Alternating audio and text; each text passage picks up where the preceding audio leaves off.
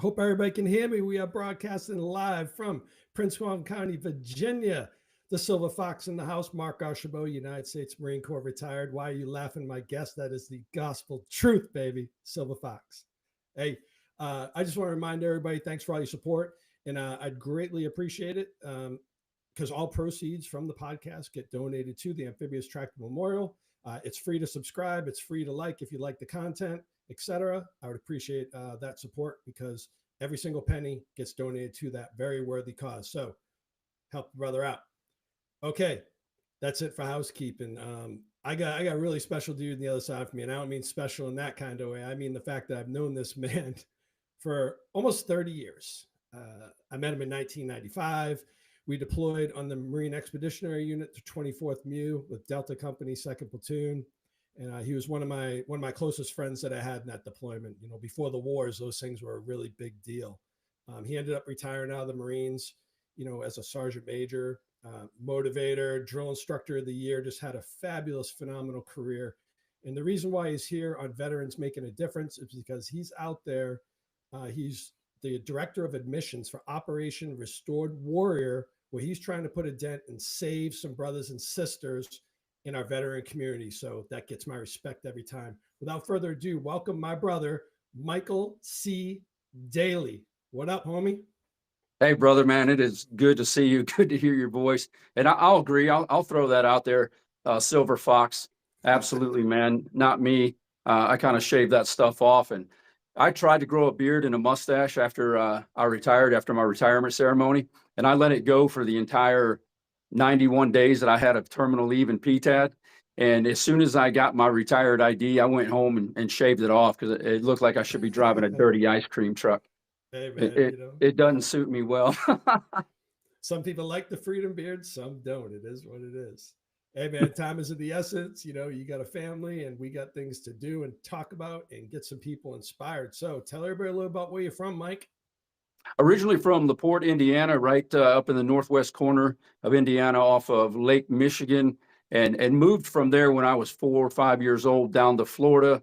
And then we had divorce and family separation. And from there, I was all over the place, Arizona, Virginia, back to Arizona. And then that's where I joined the Marine Corps from back in 1988, right there from the recruiting station in Mesa, Arizona, on a dare. Two of my buddies, they say, hey, we're joining the Marine Corps. We bet you won't. No balls. We dare you. That's the trifecta, brother. I had to throw down. Blue Falcons. That's the Blue Falcon shit right there. Well, I was the first one that did it. And then I was the only one that stayed in. One served honorably for 4 years, Gulf War veteran, best of buddies to this day. We're like brothers, known each other since 7th grade. And then the others, gentleman, he got booted out for smoking dope. We know that's not the road to go down. Nah, not at all. Now, just to kind of unpack a little bit, you know, you served in the Gulf War, and then you EAS'd and you were a police officer in Radford, correct? Radford, Virginia. I was the emergency communications officer for Radford City Police Department back in 1993. I was 23 years old, man. I fit in. That was a college town. And so I'd go in and do things undercover because I fit right in with the college students. And I had a G-Shock watch that had a microphone in it. And the detectives would be out in the alley listening.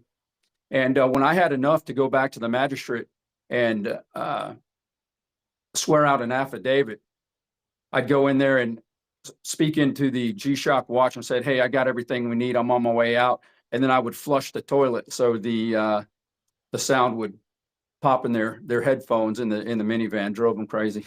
That's hilarious.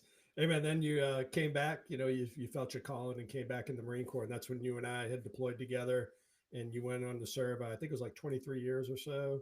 Right at 22 to make it easy, you know, right at 22, but you go by the DD 214, I think 21 years, 7 months, 11 days, you know, on active, and then with PTAD and terminal. Yeah, it was pretty amazing. When I came back in, you know, it was just a calling to finish what I had started. When I got out in the first place, I was set to re-enlist, and my dad asked me to get out, and I had no idea why. And he said that he needed me to help him with something. So when I got home, that's when I found out. And he actually broke 17 years of sobriety when they called ceasefire in the Desert Storm. Oh, And so wow. that's what he wanted me to help him with. And then, so I did. And once he got a handle on that again, he took me to lunch one day. I put my hand on his hand. I said, Dad, I got to tell you something. He's like, what's going on, son? I said, I got to finish what I started. I said, I'm going back in the Corps. And so I did. And man, I had a blessed and fortunate career for the next 18 years, to finish out what I had started. Yeah, wonderful, wonderful career. You want to talk a little bit about like the highlights and the things that you enjoyed the most about, your service? Well, I'll tell you what, man, yes. I mean, being an AAV guy, I just remember the first time at AAV school, I was amazed that those jokers floated. Yeah. I had that, but man, after that, launching off the back of a ship, third gear lockout, if we could get it going that fast, in the bigger, open wells, and then just squinting and clinching up as you try to squeeze through the big back, the stern gate there on the LSTs, and splashing off and, out in the ocean, man. That was nothing like it, man. It truly is a very phenomenal MOS, and it was fun. And, I got to meet brothers such as yourself. Yeah, no doubt, no doubt. I Yeah. did allude to it earlier, but Mike's he's been a little bashful and a little shy right now, but he was in the movie Making Marines when he was a newer drill instructor down there, Greenbelt at Paris Island, South Carolina, in 3rd Recruit Training Battalion. And he was recognized as Drill Instructor of the Year, meritoriously promoted, all those things, correct? Yeah, I went down as a sergeant and I left as a meritorious gunny. Again, that was a blessing. The man above, he put everything he had into me there. And wow, one of the most phenomenal things, probably the most phenomenal thing I'd ever done outside of kinetic battle, outside the wire. And it was phenomenal to see those young men come off the street, just raw recruits like we were at one point, and have the honor. And it was truly an honor and a privilege to be able to lean forward and engage and teach those young men how to become victorious and go forward and be war fighters. Really was. Hands down, man. If I rack and stack it, leading Marines in combat's the ultimate privilege. But after that, making Marines, man, and like you had the privilege to do it, and the transformation, watching them go through it, and you actually being that person, hand walking them through that. Well, maybe not hand walking them, but running them through that. Yeah. It's an honor, man. It really is. It was awesome, man. And from a green belt drill instructor to a senior drill instructor to a series chief drill instructor, just seeing all of the dynamics. And once I got out of actually working the platoons as a series gunnery sergeant and looking to see what the drill instructors were actually doing, that's when it really impacted me, that being a drill instructor and forming those young men into war fighters. What a powerful dynamic. Yeah, dude, I'm like super proud of you, retired sergeant major, always, rooting for you. And there's a number of things, and I don't want to take your story from you, but there was a number of things that happened. You're a very resilient man. There's some tragedies that have happened to you along the way and ultimately guided you kind of where you're at. Can you talk a little bit though, before we talk about what you're doing now? Like, what was your lead up to that, and how did you get steered towards that direction? Well, and this is common, and you'll know this, after the Marine Corps, after we retire or after we get out, that's one of the biggest things that veterans deal with is loss, right? Yep. They're in a dynamic environment with all their brothers brothers and sisters they've been around for quite some time. And now you're out. And now you are alone and isolated. And I found myself in that position. I was left to my own devices. And I've never played checkers to unwind. I've got a lighter in one hand, some gunpowder in the other, and just always been high strung, looking for that next rush. I've always been involved with high risk behavior. Mm-hmm.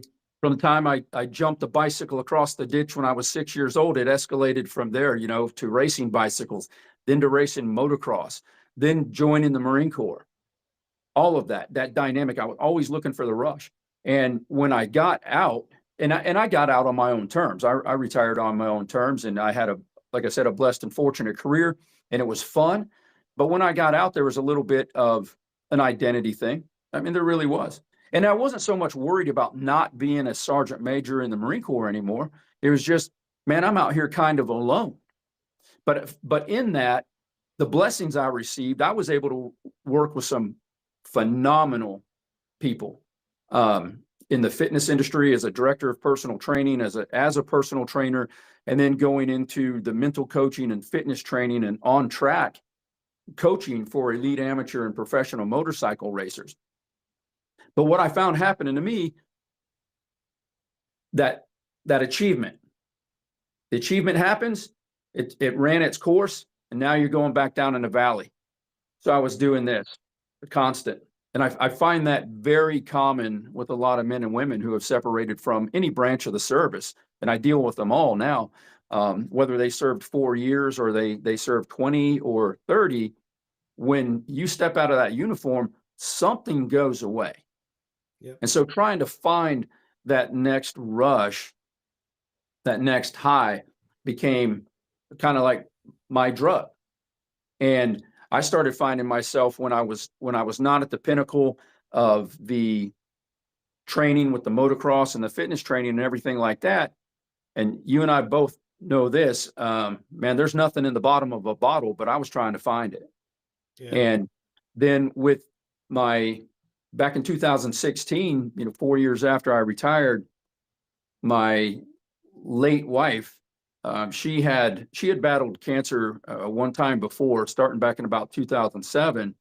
But fast forward to 2019 and August of 2019, so just over 5 years ago, she lost that battle to cancer. Now, leading up to that point, there were a lot of things going on. Already mourning that loss. There was some betrayal there. There was abandonment there. She had left me, but man, the good Lord kept me there, and was able to serve her. And then 5 months after she passed away, I lost my mom and stepdad all within 9 days. So late wife passed away August, mom and stepdad both passed away in December, 9 days apart. So man, it was just wide open, so there I was kind of isolated. That isolation does nothing for our types. We lean forward, we engage, we go get it. So that silence, for me, that silence became so deafening, and man, I just didn't want it to continue. Yeah. So I hear it's a lot of factors along the way there. Obviously, a lot of traumatic things that are going on, very impactful. And then, you yourself said that you were trying to find some condolences, in an empty bottle, and that's never a good medicine to take, right? But like, what was all these things are going on, but the light bulb moment where you're trying things and you're trying to handle it on your own, but you're like, that's it. I'm at my point where I've had enough, and I need to go some avenue to get the help that I need. Yeah, sure. So a retired first sergeant buddy of mine, he was an infantry guy, and he and I were actually on the drill field together. He was one of my green belts when I was a senior, and he never talked to God in a positive way at all. And he came back in February of 2018, I believe it was February or March. And I've always had a faith, regardless of my liberty incidents and, high risk behavior. Man, as soon as I woke up, I would just whisper, I would pray. I always had a faith. And he came back from his drop zone, and he says, with your faith, he goes, man, I really want you to get a handle on everything that's going on. And I went to this event. He goes, I'm not going to tell you much about it because you got to go find out for yourself. And there were a lot of variables, that were in front of me, but I wound up going 8 months later. And I said, well, I've got to do something. And I said, and if he's talking to me about a program, this guy, I used to burn up the roads with him on my Harley. We high risk behavior, brother. I think I know. And when he came back, when he came back and said, you've got to go to this, he goes, I want you to go to it. It's going to change and save your life. And so I finally went, and man, wow, it cracked my chest wide open, and it brought some healing to me like I never could have imagined. And then the intent was to bring me on the team. So I went through the facilitator training, and I saw a need. I know this resonates with you and many of the viewers. Way too many people that we have known come home, they escape the jaws of battle, and they come home and they lose that battle here. Quite frankly, I just wanted to be left alone in a lot of ways. I wanted to retire, right? I was going to just go walk the beaches, whatever the case may be, but I saw a need. Yeah. And I just became numb to the amount of brother and sister Marines who had taken their own life. And when I had the opportunity to jump in and be a force that could be used to prevent that, both feet went right after it. And you and I both know, man, it's an awful epidemic. Yeah, as you guys know, those of you who are regular viewers, that I do a lot of these things, promote organizations. I've gone down there and done a tour in their Virginia facility, and I've had people come on and talk about, the resiliency and different programs they've been on. So this one is a little bit differently, meaning that it's based around, spirituality and Jesus and, and teachings through the Bible.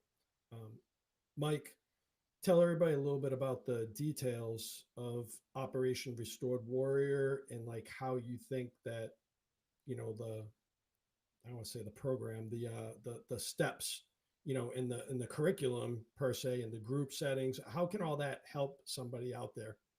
Sure. Operation Restored Warrior was started over 17 years ago now by Paul Lavelle, who's a retired Chief Master Sergeant from the Air Force. And he was actually working for John Eldridge with the Wild at Heart program. And John Eldridge is, world renowned, and they've helped a lot of people. And Paul saw that the war in Afghanistan and Iraq, they weren't winding down at all. And he saw the veterans taking their lives. So he said, I've got to do something about this. So that's how he launched Operation Restored Warrior.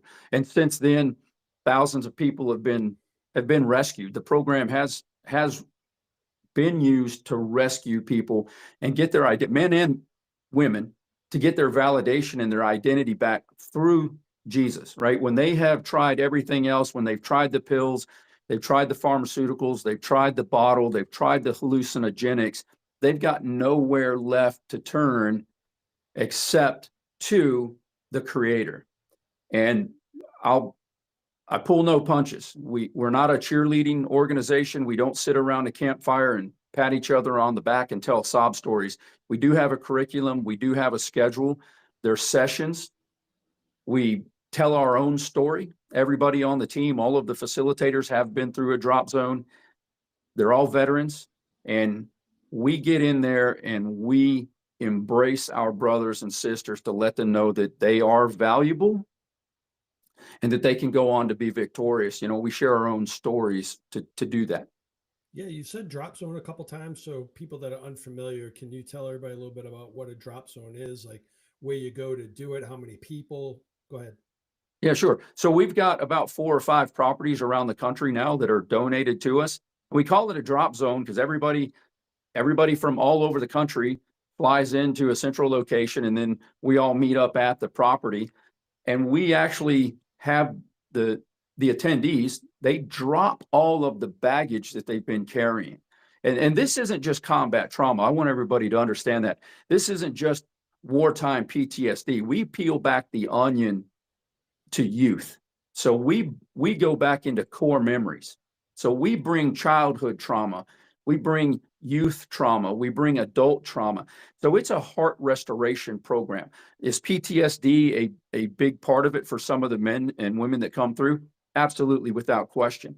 But we want to get their whole life healed. And we have a particular way that we do that. We go into the core memories. We talk them through it. We invite Jesus into that core memory, and we have them heal it. And we watch men and women walk out of there. The color in their face changes. Their posture changes. They're smiling, and they're that vibrant human being again that is dearly loved. So we call it a drop zone for that particular reason. They come there to drop everything. They give it to Jesus, and they lean forward, engage, and go on and be victorious. That's beautiful. And I want everybody to know that, I running this program and never conveying to all you veterans out there that you are, broken, because what we're doing is we're trying to help mitigate data. So the data tells us that there are more veterans committing suicide, the last 5 years since post Vietnam. Go figure, right? Post war, that spiking. So what we're trying to do is, those of you folks out there who think that you might be interested, and when you are not doing well, we'd like to see you do better. And programs like this may be the right program for you. But at the end of the day, we just indeed want you to get better. That's why we're presenting options to you, like a program like Operation Restored Warrior. Mike, kind of an important deal here. So when they go to a drop zone, what is expenses? The only requirement is for them to get to the venue. That's it. Once they're at the venue, all the room, the board, the training, the material, the sessions, the food, all of that is on us. Okay, gotcha. And then post, right? So they go through the 5 days. They go through with 5 of their peers, correct? Yeah, we bring in six men at a time and 6 women at a time typically, and they're separate programs, but we bring 6 in at a time. And one thing, if I may, real quick. No, please. I know it's a touchy subject, and we have no interest in pushing or forcing religion on anybody. We want hearts to be restored so that they have a relationship with Jesus, bottom line. So they walk in that authentic validation and their true identity that the Creator intended them to have from the first go. No, it's an important point, because a lot of folks, they get turned off as soon as they hear, it's religious based or something. They'd be like, oh, I wouldn't go to that because of. But the fact that you're not going to push that on them, you're not going to force it on them, is huge. So yeah, and we welcome everybody. Yeah, somebody who's apprehensive is, more likely to take those steps knowing that. So I appreciate you sharing that, Mike. Okay, so the folks that they go, that's like their peer group, and the week is over. You've helped, restore them. They're feeling good about themselves. Can you talk a little bit about kind of that handshake out the door and that connective tissue to them as they move on without having you guys in their hip pocket? Yeah, so this is a very unique situation when they depart after the drop zone has ended. So they go back to Anywhere USA. So typically they go right back into their work, or they go right back into their family, but they're considered an alumni. And we give them material that gives them guidance and direction on how to stay plugged in. Plus they've got that group, that other 5 men that you mentioned, that they stay in touch with for accountability. And then I reach out to them after the drop zone, and I stay in touch with them. I have a post Operation Restored Warrior drop zone mentorship program. I check on the guys, and they can call me at any time. As a matter of fact, I've been really busy with that in the last few days. Hey, this is a place for them to really truly meet Jesus and step off into a new light, a new direction. But we know, it's a fallen world, so it's a vortex of garbage that surrounds us all each and every day. We wake up, we don't really know what's coming after us. So it's important for them to be able to maintain that connection, because they go out of there, they're sailing, and then they get back home, they're still sailing, and then they're like, wow, what just happened? And they look around and they're kind of like, okay. Their hearts are restored, but they're going back out into that environment. And it can cause them to have a little bit of anxiety, perhaps, or a little bit of isolation. So that's why we've got to stay in touch with them. We do. We brought them there, told them that they matter, that they're valuable, they're loved, their identity, they're authentic men and women, and we continue to foster that after they leave the program. Yeah, we want to make sure that we're reaching all hands too. And hey, thanks everybody for joining us in the live feed. I'm here with Mike Daley from right now he's the director of admissions at Operation Restored Warrior, retired Sergeant Major, and my brother. Want to make sure we're including all hands. So you've mentioned women a couple times. So I understand that you guys are making some real progress over there, bringing women into drop zones. Can you talk about that? Yeah, absolutely. Women, veterans, they are traumatized. They truly are. and this goes back to childhood too. So we want them to be standing in their identity, to stand in their validation too, through the Creator. It is very difficult, not impossible, a little harder with women, especially if they've got children and things of that nature, to break contact and be able to come attend a 5-day program. We've had very, very good success bringing women through the program, and I'm blessed to with my wife now, Sarah Jane, and she actually is a retired Marine First Sergeant, and she went through the women's drop zone a few years back, and she's also a facilitator on the women's team. And we are expanding and we're growing. And the women's, I just came back from a leadership conference this last week, and the women's program was a front runner with, you know, a topic of discussion. So that is getting ready to take off in a way that we haven't seen before. Yeah, it's great, man. I think a lot of times, because particularly in the Marine Corps, there's just so few women. There's only about 8% of the force is women, but that journey for women is pretty tough, being, you know, 8% surrounded by 92% male. And you know how when you're younger, you know, this all the shenanigans that go on, and unfortunately women, they soak up a lot of that, and they carry that with them for a long time. So I'm glad you guys offer them that opportunity. Absolutely, because we look at them, they are in fact God's beauty. You're God's beauty, right? We're all God's beauty, but they need to know that they matter too, you know. And I mean, I've got my dear wife, I've got my daughter Abby, who, you know, man, she's 25 years old now, you know. Yeah, it's insane. But so they are valuable, they matter, and it matters how we as men treat their hearts. It matters. It really does.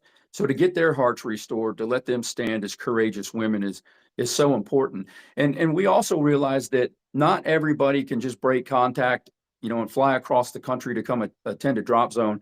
So once they register, if they reach out and register through the website, we do have an online course for both men and women that can get them, you know, some good immediate healing right there in the comfort of their own home, and not have to worry about travel, or they can do it at their own pace. And my wife is one of the instructors on there in the women's module. So we have that available too.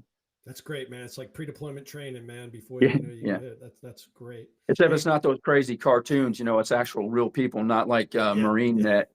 Yeah, you ain't lying. Those tobacco cessation gunny, man. That dude, what a pain in the ass he is. Hey, Mike, we're about ready to wrap up here.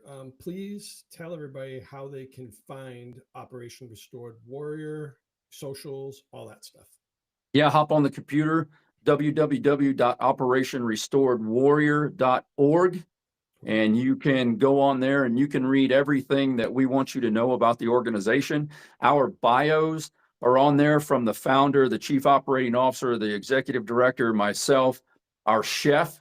When you come to a drop zone, we have a chef that Stefan, his food ministry is very, very powerful. He's got an amazing heart and just loves serving men and women with his culinary skills.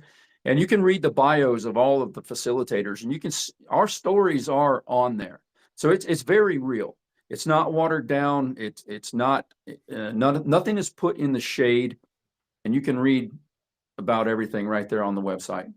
No, I appreciate it. And I'll do a pitch as well. So they're also on Facebook. Just type in Operation Restored Warrior. Same thing on Instagram.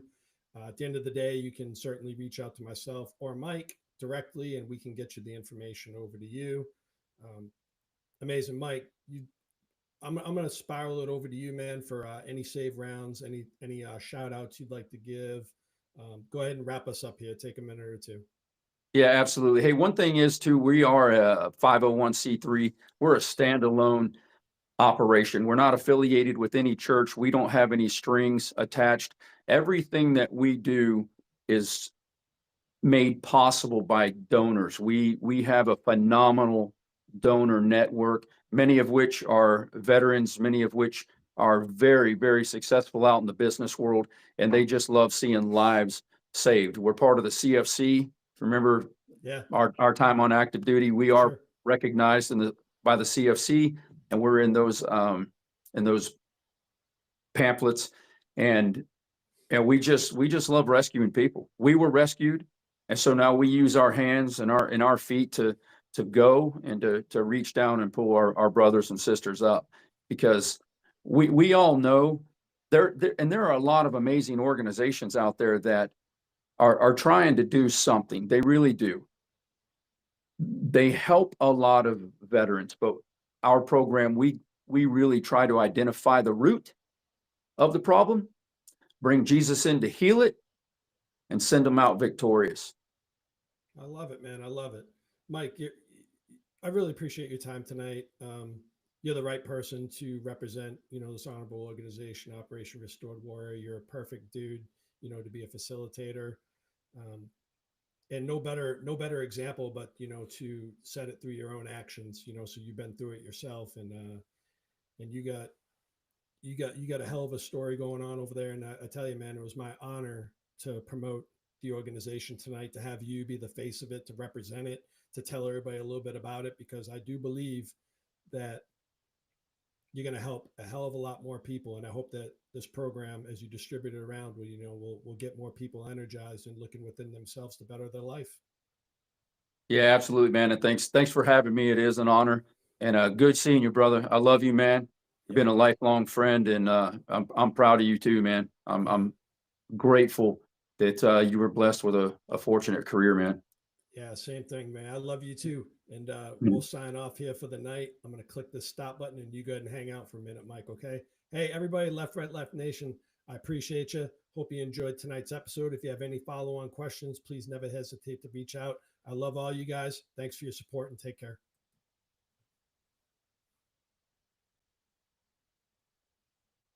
I think we're done. Okay. So I just got to wait for you.